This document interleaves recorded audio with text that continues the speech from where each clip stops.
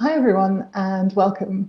With apologies to Al Zweigert, who wrote the classic book, Automate the Boring Stuff with Python. Today we're going to talk about automating the boring things in machine learning production with pipelines.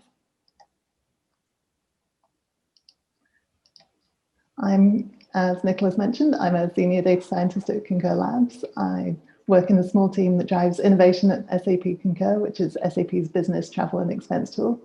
We evaluate new technologies and then we recommend them to the rest of the company. I'm also a co-organizer of Seattle Pi Ladies, supporting ladies who code in Python, O'Reilly author, and Google developer expert in ML. Hi, I'm Hannes. I have the great chance to work with Catherine at Concur Labs. As Nicholas mentioned, I'm a GE for machine learning, and I've had the chance to co-author those two machine learning publications. Talking about the machine learning publications, this talk is about how to build machine learning pipelines, and we recently published this wonderful publication with O'Reilly, which is now out in print and also available as a digital version. If you want to find more information, take a look at buildingmachinelearningpipelines.com. So a place where we really want to think about automation is when we have some successful machine learning model and we're integrating it into a real world system.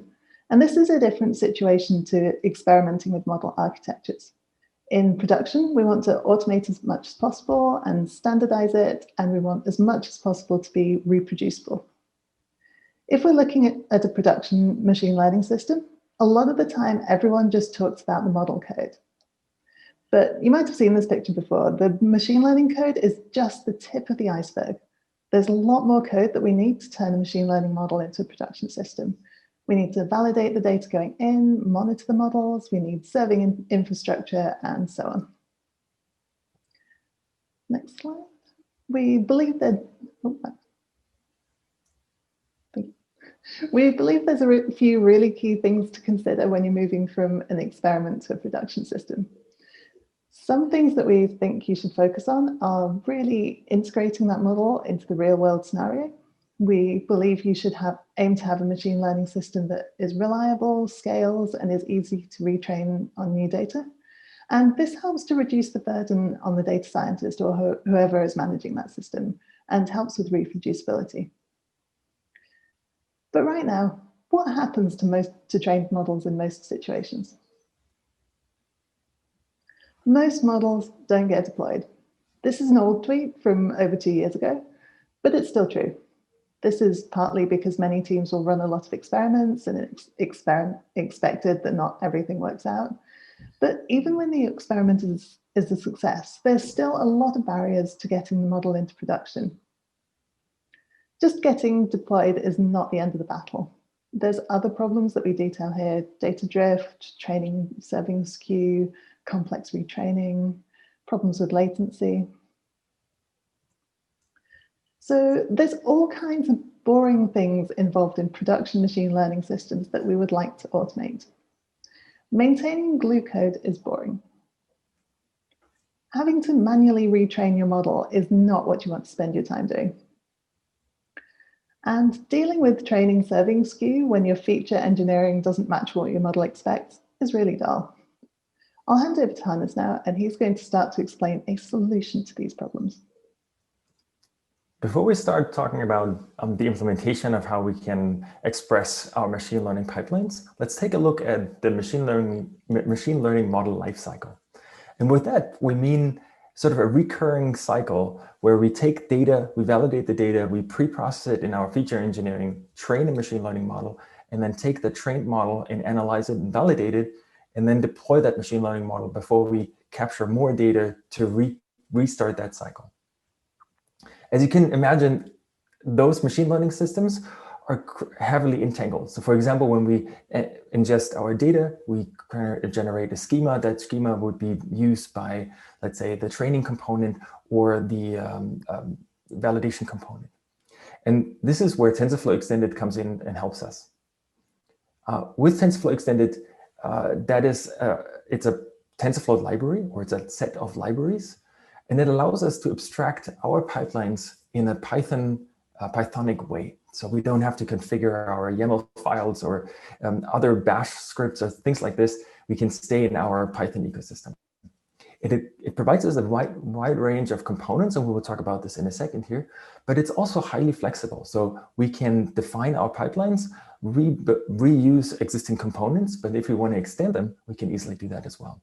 And then once we have defined our machine learning pipelines, we can orchestrate them on a variety of platforms, including Kubeflow Pipelines, Apache Beam, or Apache Airflow.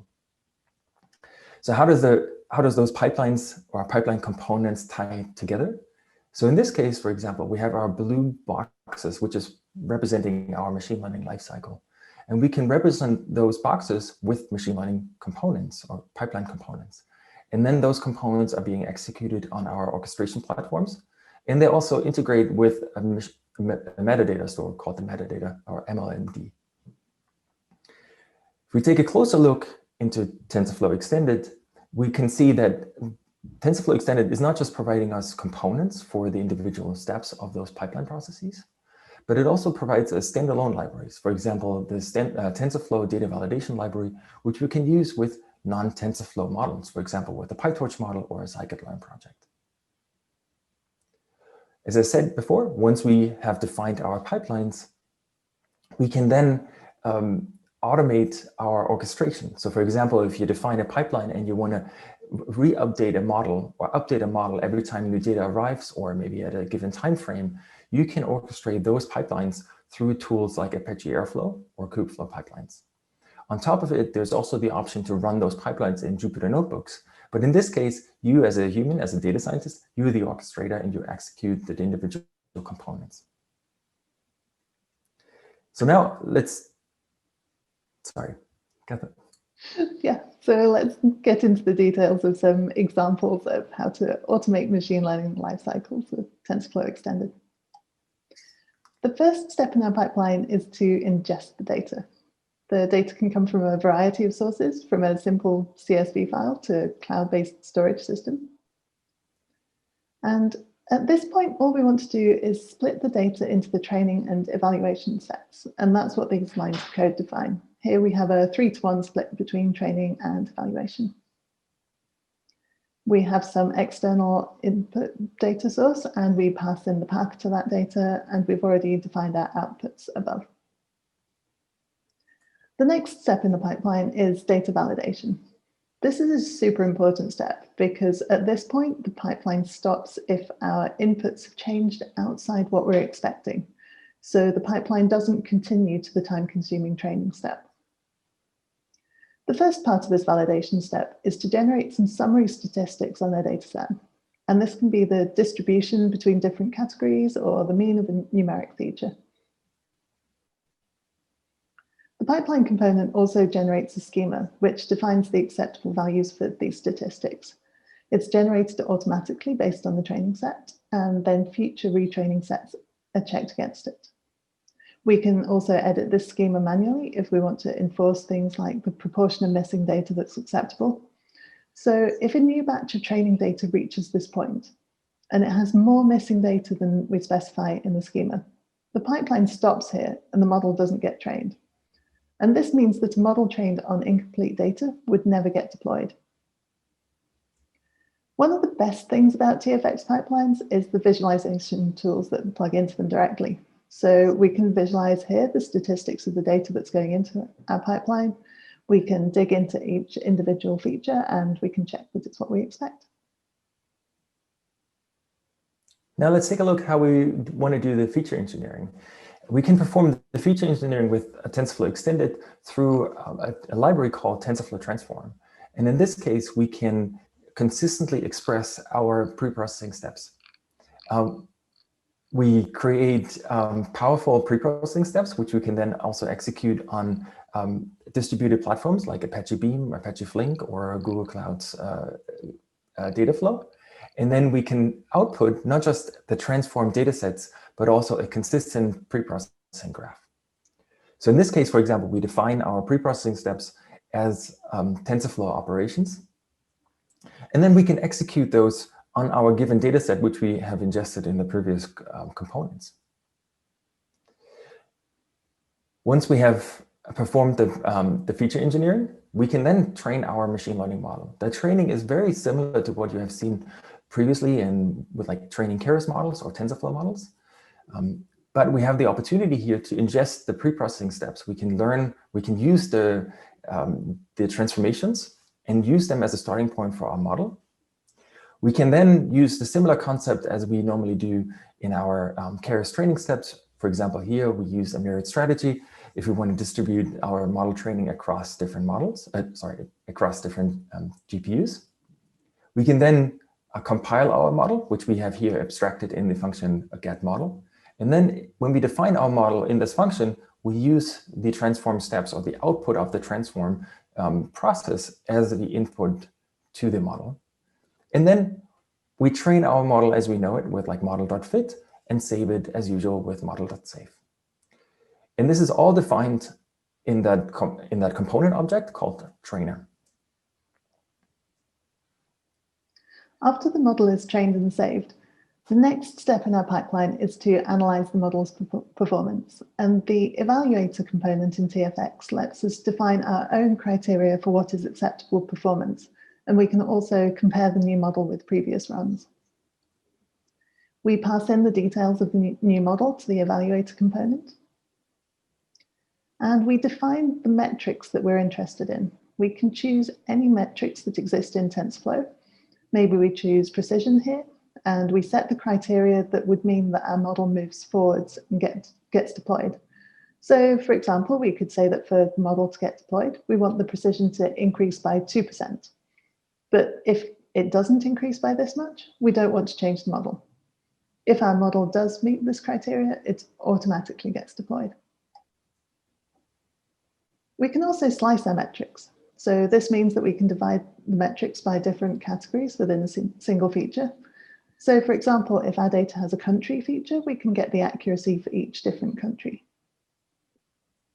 And we pass all these things, the evaluation set, the model, a previous model that we'd like to compare, and the metrics and slicing details to the evaluator component. And if everything passes, it moves on to the next step.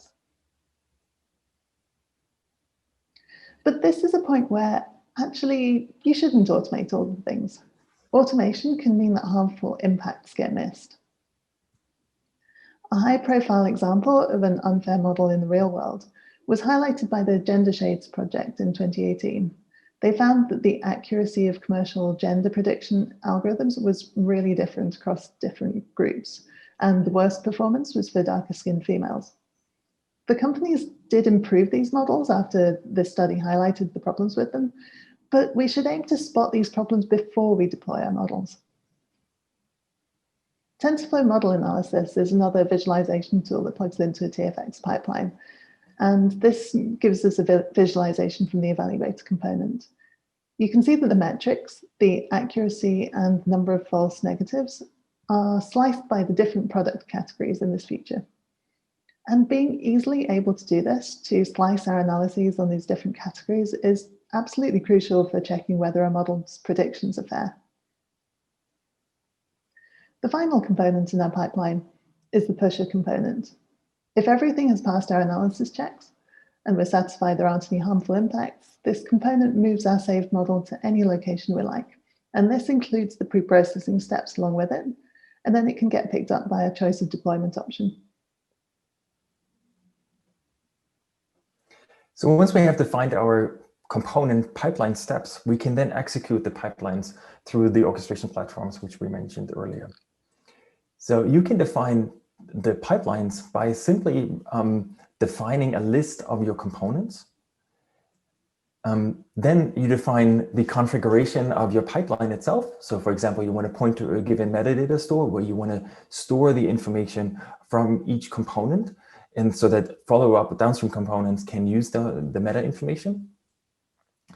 And then you can execute the Kubeflow pipelines or the runners of those particular pipelines you want to execute. Runners for Airflow and Beam will execute immediately, and runners for Kubeflow pipelines will convert this entire Python definition into an Argo file, which we can then run with Kubeflow pipelines. Behind the scenes is something magical happening. All the components are talking to a metadata store. And the metadata of our machine learning pipelines will change everything. As an example, we can then power applications like this, like Kubeflow Pipelines. We can visualize our graphs of our pipelines and see the progress across the different components.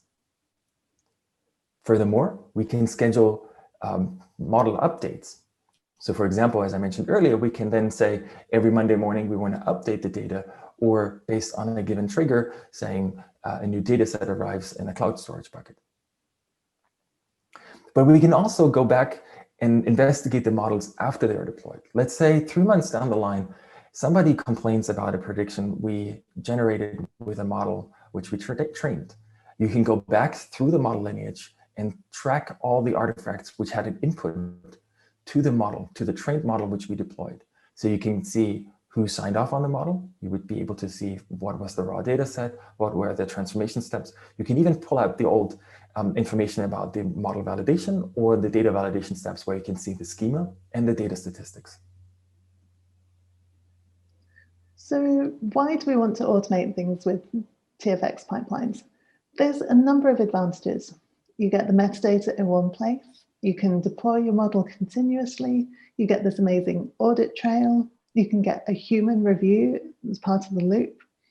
You get automatically conversion of your models to TensorFlow Lite and TensorFlow.js out of the pipeline.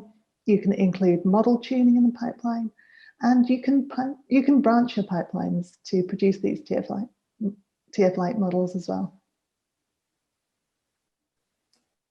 If this was all too fast, we highly recommend the publication, which we published with O'Reilly, where we dedicate one chapter for each component and then also explain to you how you can extend those pipelines with your custom components.